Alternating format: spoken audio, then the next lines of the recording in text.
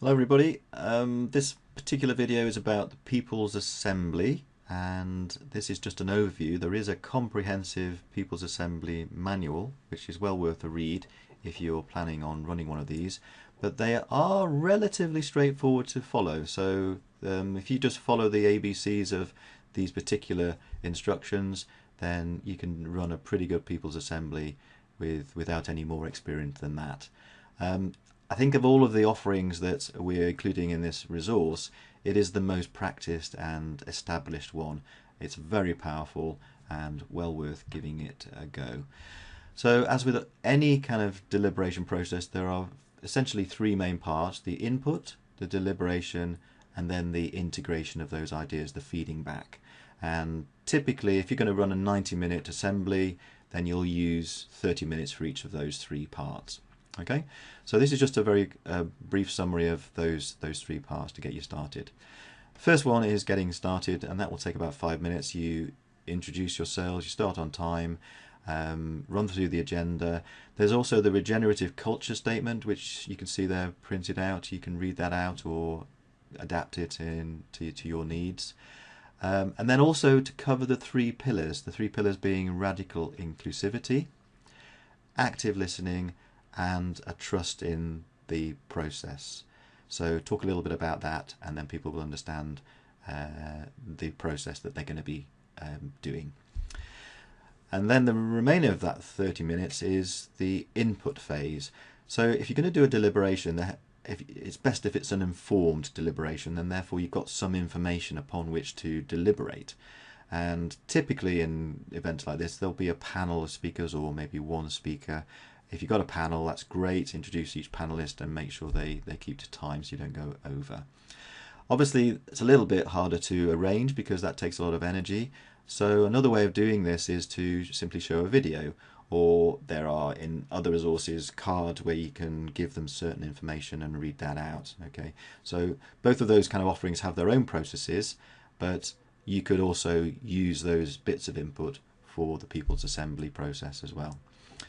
If you don't have any of that, then another really effective way, is just to do what we call an open mic, which is you get people from the assembly audience to come forward and just do 2 minutes on whatever the topic is, and you could tell them a little bit about what that is and what they should be talking about.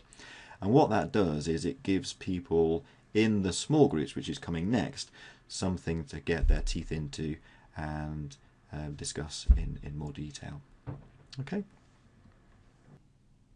So the next phase is the main deliberation phase, and to get this one started you need to clarify firstly the discussion topic or question if that's not clear already, and then you're dividing the whole assembly into breakout groups of between 6 and 8 people. Preferably it's better to have people you don't know in your group so you get increased diversity. Clarify the duration, how long they've got to deliberate, and also importantly go through the hand signals. They're very vital for making the session work smoothly, and there's another video that explains those. There's also 2 roles. One's the facilitator, the other one's a note taker. So the facilitator is there to facilitate the discussion, ensure no one dominates, and to keep an eye on the time. And the note taker will be making notes as they go along and summarizing at the end so that they can choose which ones are the most popular. So after about 25 minutes or 5 minutes to go, you'll end the discussion. So the central facilitator of the whole assembly will make that announcement, and then in each group the note taker will summarize the points made, and then what you've got to do then is decide as a group, as a small group, what the most popular points are, which you will then summarize to the group to make sure that they are actually representative. And then the next phase is coming straight up. And the final phase is the integration phase, the feeding back of all of those results from the individual groups. So the lead facilitators will call back the assembly, and the note takers will go to the front, and each note taker feeds back their key points. And then at this point it's really important that the crowd indicate their support where they are supporting by the wavy hands, and that way the main assembly note taker can record those favourable points, and they can then collate the whole Assembly's feedback, which, if necessary, can feed into the online platform that's going to be there centrally. Okay, and that's the end of the process, basically, apart from obviously appreciation for facilitators and note takers. If you're actually making a decision at this point, you could do a vote by show of hands or another kind of temperature check. And then the final bit would be if there's any shout outs, just notices from the Assembly members.